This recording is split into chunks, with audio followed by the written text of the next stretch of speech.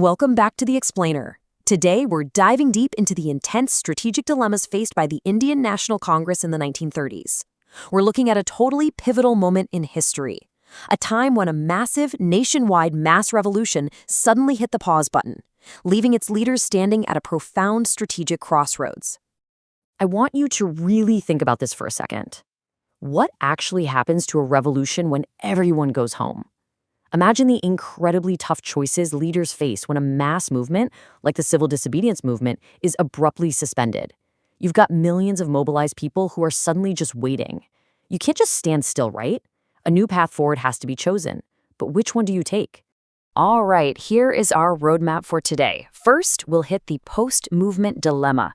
Then, Nehru versus the old guard, the 1935 Act compromise, the big debate, to rule or to rebel, and finally, the election showdown.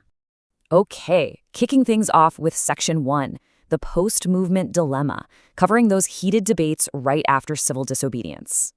So the nationalists' leadership practically splintered into a three-way split in strategy. It's kind of like the modern political equivalent of deciding whether you want to organize local communities, run for formal office, or just protest in the streets. First, you had a group wanting to focus purely on constructive work, basically grassroots efforts strictly along Gandhian lines. Then you had the proponents of a constitutional struggle. Leaders like M.A. Ansari, Vallabhbhai Desai, and B.C. Rai were strongly advocating for council entry. They were basically saying, let's take the fight directly into the legislatures. And finally, you had the leftist mass struggle. This was spearheaded by Jawaharlal Nehru, who wanted to immediately resume the mass struggle and actually integrate the class struggles of peasants and workers into the broader movement. Now, check out Nehru's reaction to the other strategies. He absolutely did not hold back. He called the withdrawal of the Civil Disobedience Movement and the whole idea of council entry a spiritual defeat, a surrender of ideals, and a retreat from revolutionary to reformist mentality. Nehru's passionate left-wing vision was crystal clear here. He firmly believed that true freedom meant the abolition of capitalism and the establishment of socialism. He wanted class organizations like Kisan Sabhas and trade unions to directly affiliate with the Congress to ensure it was a genuine grassroots anti-imperialist struggle. Which brings us to Section 2, Nehru versus the old guard, the ultimate strategy clash. You know, to really understand this clash, we have to look at Gandhi's foundational strategy, which was known as STS, struggle, truce, struggle. The logic behind this is highly pragmatic. A huge number of congressmen, led by Gandhi, believed that a mass phase of movement, the struggle, had to be followed by a phase of reprieve, the truce. Why? Well, because the masses simply couldn't sacrifice indefinitely without a break. They needed time to recoup their strength, and honestly, the government needed a chance to actually respond to the nationalist demands. And this is where the friction gets real. Contrast Gandhi's cyclical STS approach with Nehru's call for SV, which stands for struggle, victory. Nehru was arguing that after the call for complete independence had been made, there should be continuous direct action and conflict until imperialism was completely overthrown. He didn't want any sort of constitutionalist phase, famously stating that real power cannot be won by 2 annas and 4 annas. It's just a totally fascinating look at 2 entirely different blueprints for winning freedom. So with these drastically different views, how did the movement not just completely tear itself apart? Well, Gandhi stepped in as the ultimate conciliator. Knowing the history, specifically wanting to avoid a repeat of the disastrous 1907 Surat split, Gandhi compromised. He officially gave permission for council entry.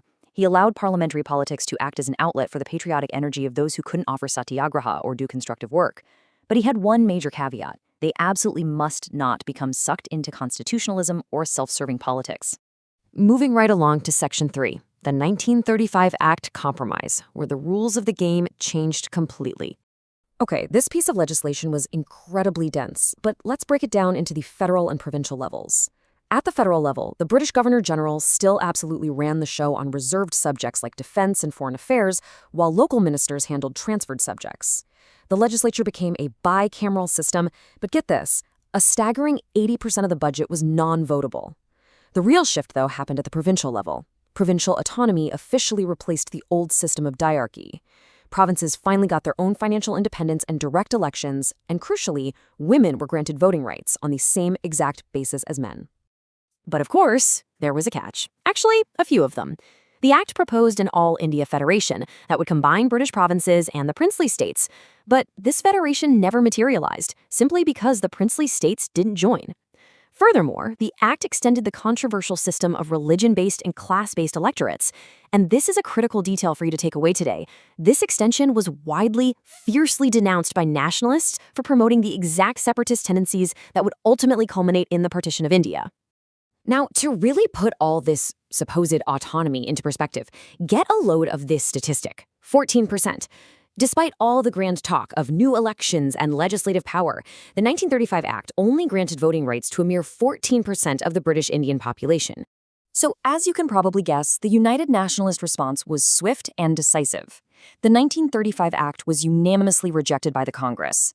Instead of working within this tightly controlled framework handed down by the British, they demanded a true constituent assembly, elected by adult franchise, so they could frame a constitution for an independent India themselves.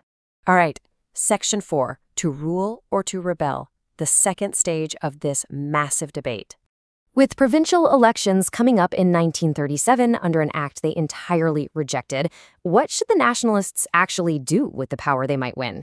It's a tough call. On one side, you had the leftists, including Nehru, Subhash Bose, and the socialists, who totally opposed accepting office. They argued that taking office completely negated their rejection of the act. Their plan? Enter the councils purely to create deadlocks and make the act impossible to function.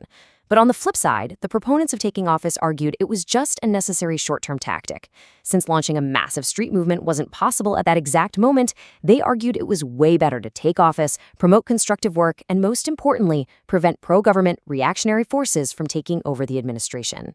Ultimately, Congress decided, okay, we're going to fight these elections. And they did so on a highly detailed, incredibly progressive political and economic manifesto meant to awaken the masses. They ran on a platform demanding the total rejection of the 1935 Act, the immediate release of political prisoners, a radical transformation of the agrarian system with a substantial reduction of rent and rural debts, the right to form trade unions and strike, and the removal of disabilities based on gender and caste. I mean, it was a sweeping, transformative vision. And amidst all this high-level political maneuvering, there is this totally fascinating human detail. What was Gandhi's position on all this? Well, while he eventually agreed by early 1936 to give the formation of Congress ministries a trial, he completely abstained from the campaign trail. In fact, he attended exactly 0 election meetings. Finally, Section 5, the election showdown, where we look at how Congress actually performed. When the dust finally settled on those highly anticipated February 1937 provincial elections, the results were just staggering. Out of 1,161 seats contested, Congress won 716. It was an absolute massive victory. The aftermath of these elections really unified the movement all over again. Congress secured a clean majority in nearly every province and emerged as the largest single party in several others.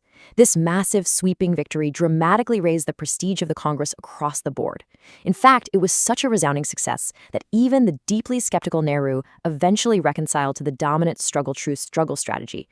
The truth phase, it turned out, had yielded undeniable political power. Which leaves us with a really fascinating question to wrap up this explainer. Looking at how these leaders passionately debated whether to completely boycott a flawed system or use it to block their enemies, we have to ask ourselves, ultimately, is true change made by struggling outside the system or by ruling from within? It's a profound strategic dilemma from the 1930s that echoes in almost every political movement today. Thanks for joining me on this deep dive, and keep questioning how history shapes the strategies of tomorrow.